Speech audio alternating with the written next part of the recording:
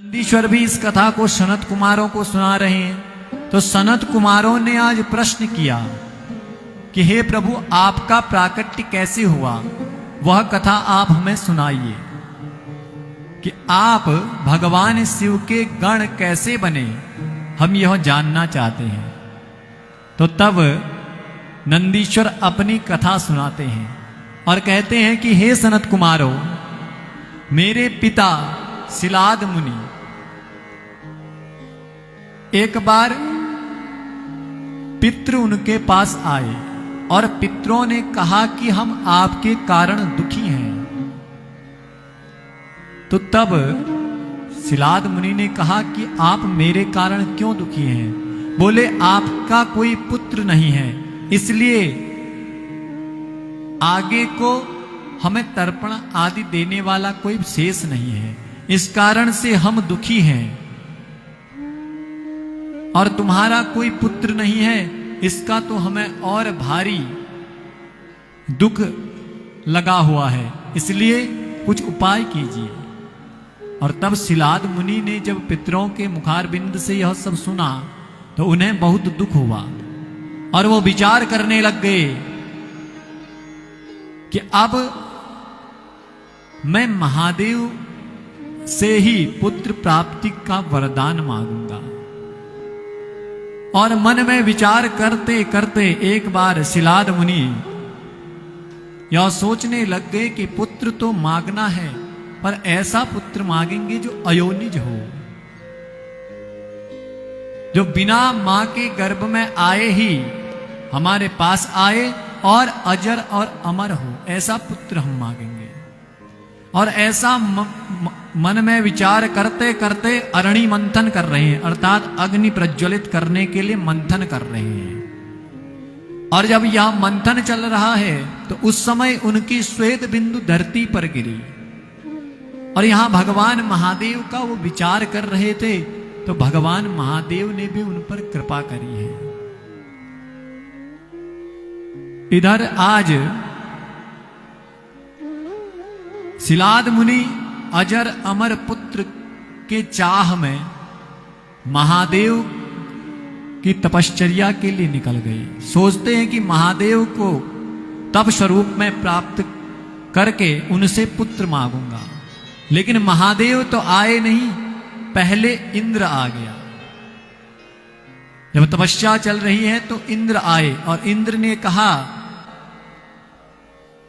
कहा कि आप मुझसे कोई भी वरदान मांग लीजिए तो मैं दे दूंगा। लेकिन तब शिलाद मुनि ने कहा कि मुझे अयोनिज पुत्र चाहिए।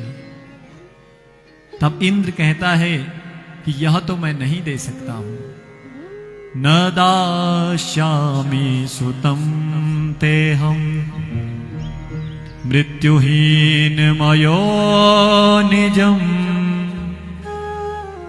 हरिर्विधिश्च भगवान् किमुचान्ये महामुने। हे महामुनि, मैं आपको अयोनिज और अजर अमर पुत्र देने में असमर्थ हूं। तो तब शिलाद ने 1 सहस्त्र यानी कि 1000 वर्ष तक पुनः भगवान शिव के निमित्त तपस्या की है, आराधना की है। और इतनी कठिन तपस्या की कि उनके शरीर पर अब कुछ शेष नहीं रह गया, केवल अस्थि मात्र शेष है। अस्थि मात्र होई रही शरीरा, अस्थि मात्र होई रही शरीरा, अस्थि मात्र होई रहे शरीरा, अस्थि मात्र हो रहे शरीर। अस्थि मात्र उनके शरीर पर रह गया है, केवल प्राण बचे हैं तो अस्थियों में प्राण बचे हैं। और पहले ऐसा भी होता था, अन्नदह प्राणदह प्रोक्तः, अस्थियों में भी प्राण रहता था। अस्थि मात्र होई रहे शरीरा अस्थि मात्र होई रहे शरीरा तदपि मनाग मनहि नाही पीरा तदपि मनाग मनहि नाही पीरा। और जब इतनी कठिन तपस्या उन्होंने की तो तब आकाशवाणी हुई, मागो मागो बर है नभवानी, मागो मागो बर है नभवानी, मागो मागो बर है नभवानी, मागो मागो बर है नभवानी।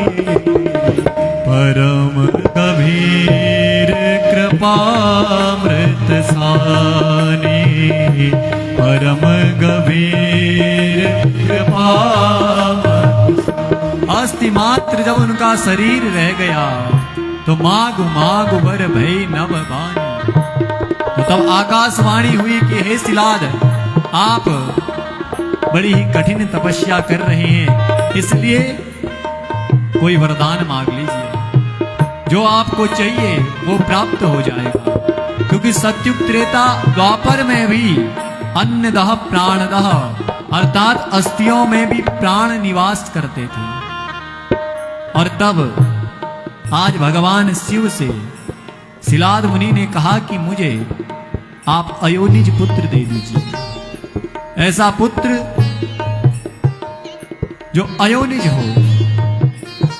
तब भगवान शिव ने शिलाद मुनि के मस्तक पर अपना वरद हस्त रखा और उनके मस्तक का स्पर्श किया। शिलाद मुनि तुरंत ही भगवान के चरणों में गिर गए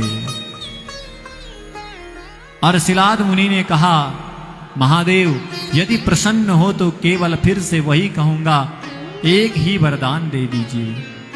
महेश यदि तुष्टोसी यदि वा वरदश्च मे, इच्छामि तत्समं पुत्रं मृत्युहीन मयो निजम। हे भगवान शंकर, यदि आप मेरी तपस्या से तुष्ट हैं, तुष्टोसी यदि वा वरदश्च मे, तो मुझे यह वरदान दीजिए कि इच्छामि तत्समं पुत्रम, मेरी यह इच्छा है कि आपके समान मेरा कोई पुत्र हो। और भोलेनाथ ने कहा कि आपने ऐसी तपस्या की है कि मैं अब खोजने के लिए कहाँ जाऊं, इसलिए अपने जैसा पुत्र आपको दूंगा नहीं, अपितु मैं ही स्वयं अंश के रूप में आपका पुत्र बनकर के आऊंगा। आप सरिस हो जाऊं कह जाई, मुनि तव तनय भोग में आई। आप सरिस हो जाऊं जाई, नृप तव तनय भोग में आई। हे मुनिवर, मैं अपने समान पुत्र खोजने के लिए कहाँ जाऊं? मुनि तव तनय होब में आई, इसलिए हे मुनिवर, मैं स्वयं अपने अंश के रूप में तुम्हारे घर पर आऊंगा। आप सरिस को जो कह जाए, आप सरिस को मुनि तव तनय होब में आए, मुनि तव तनय होब में आए। तब कहा कि तुम्हें जगत पिता बनने का परम सौभाग्य मिलेगा और मैं स्वयं ही आऊंगा तुम्हारे ऊपर अनुग्रह करने के लिए। पितुर्वै जगताम मुने, तुम्हें जगत के जो परम पिता है उनका भी पिता बनने का सौभाग्य प्राप्त होगा। और यहाँ कुछ समय बीता, आज मुनि यज्ञशाला में गए और यज्ञ करने के लिए पुनः अरणि मंथन करने लग गए। और जब अरणि मंथन कर रहे हैं यज्ञ के लिए, तो तब उनके शरीर से एक दिव्य तेज निकला, जो तेज किसी और का नहीं अपितु महादेव का था। और वह तेज देखते ही देखते उसी यज्ञ मंडप के पास एक बालक के रूप में प्रकट हो गया। इधर गंधर्व गान करने लग गए, अप्सराएं नृत्य करने लग गई। अग्नि के समान कांति वाला, 3 नेत्रों से सुशोभित, 4 भुजाएं हैं। और ऐसे पुत्र को देख करके, जिसके शरीर पर जटाजूट, हाथों पर त्रिशूल आदि शस्त्र धारण किए हुए भगवान शिव ही मानो आज शिलाद मुनि के सन्मुख आकर के प्रकट हो गए। कर्पूर गौरम करुणावतारम संसार सारम भुजगेन्द्रहारम। कर्पूर गौरम करुणावतारम संसार सारम भुजगेन्द्रहारम। कपूर के समान श्वेत, हाथों में त्रिशूल, जटाजूट लेकर के भगवान उनके सन्मुख उपस्थित हैं। और शिलाद मुनि अब धीरे धीरे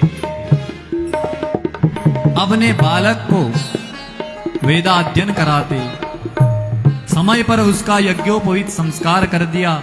5 वर्ष का जब वह बालक हुआ तो यज्ञोपवीत संस्कार भी किया और उसे वेद ऋचाएं आदि का पठन पाठन कराया गया है, शास्त्र पुराण पढ़ाए गए हैं। वेदा अध्ययामास सांगोपांगन शेषतः शास्त्राण्यन्यायपि तथा पंचवर्षे पिता च मां। पिताजी ने उसे सांगोपांग विधि से वेदा अध्ययन आदि सब कुछ शिक्षा दी है। और समय बीता, और जब समय बीता है तो एक बार उनके घर पर मित्र और वरुण नाम के 2 मुनि आए। इन दोनों मुनि को देख करके शिलाद मुनि ने उनका स्वागत सत्कार किया। और शिलाद मुनि ने कहा कि प्रभु, यह जो मेरा छोटा सा बालक है, यह जब से हमारे घर पर आया है तो आनंद ही आनंद बरस रहा है, इसलिए इसका नाम नंदी होगा। और तब उन मित्र और वरुण ने उस नंदी के भविष्य को देखा, तो भविष्य देख करके वो थोड़ा सा चिंतित हो गए। बोले, ये आपका पुत्र है, आपको आनंद भी इसने दिया है, लेकिन आज से ठीक 1 वर्ष के बाद आपके बालक की मृत्यु हो जाएगी। और जो ही शिलाद मुनि ने सुना कि मेरे बालक की मृत्यु हो जाएगी तो तत्क्षण भूमि पर गिर पड़े और मूर्छित हो गए। तब नंदी ने अपने पिता को उठाया, उनके सर पर हाथ फेरा और स्पर्श पाते ही पिता जग गए। और कहते हैं नंदी कि हे पिताश्री, आप चिंता क्यों करते हैं? अरे, यदि कोई भाग्य के लेख को मिटाने में सामर्थ्यशाली है तो वो महादेव है,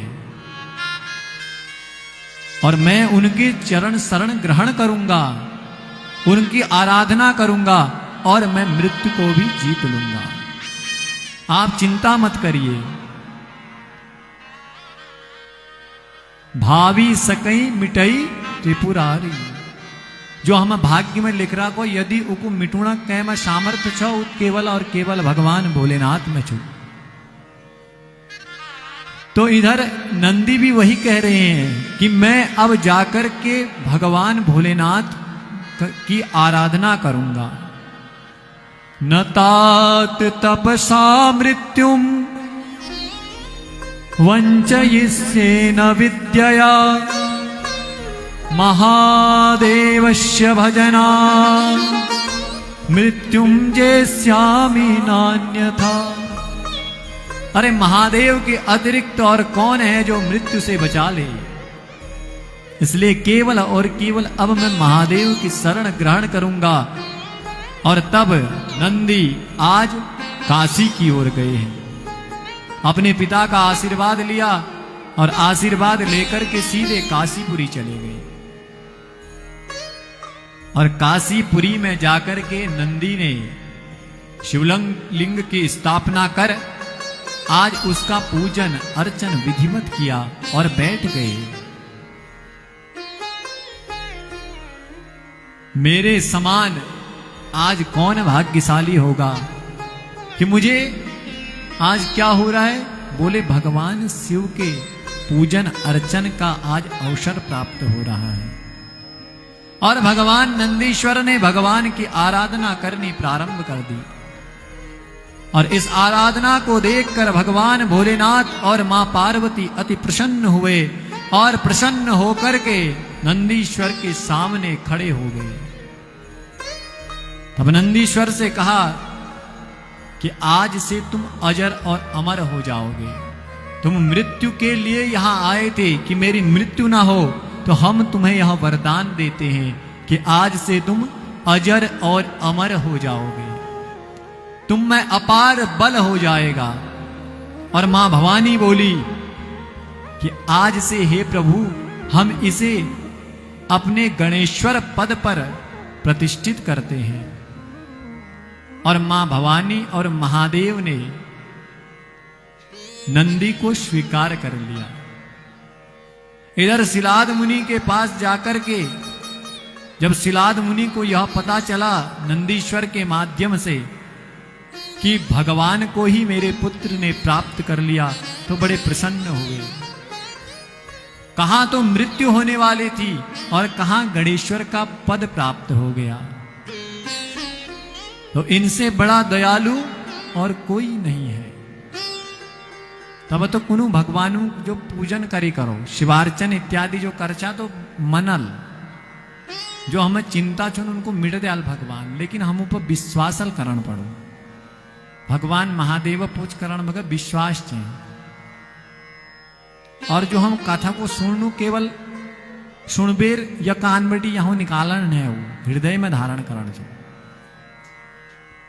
अब जब हृदय में धारण करना तो तब हम कह पूज में मन लागल, वो बात याद रोल तब तो लागल नहीं, हम भूल जानू और फिर उसा करना अपने जाए। वो पंडित जी कदू टाइम लागल हो है, पहले जाते ही प्रश्न यह हल पंडित जी को कदू टाइम लागल शिवार्चन में। अरे ये दिन पूजली जी निकाल लगो, धैर्य पूर्ण कर लियो ना महाराज, थोड़ी जल्दी कर देला ठीक रहो, ज्यादा देर बैठी नहीं।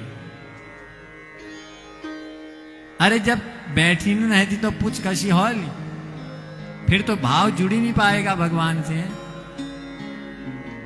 तो भक्तिर भवतु मे देवी पादयोस्ते सदावरा। आज नंदीश्वर से भगवान ने कहा कि हे नंदी तुम वरदान मांग लो।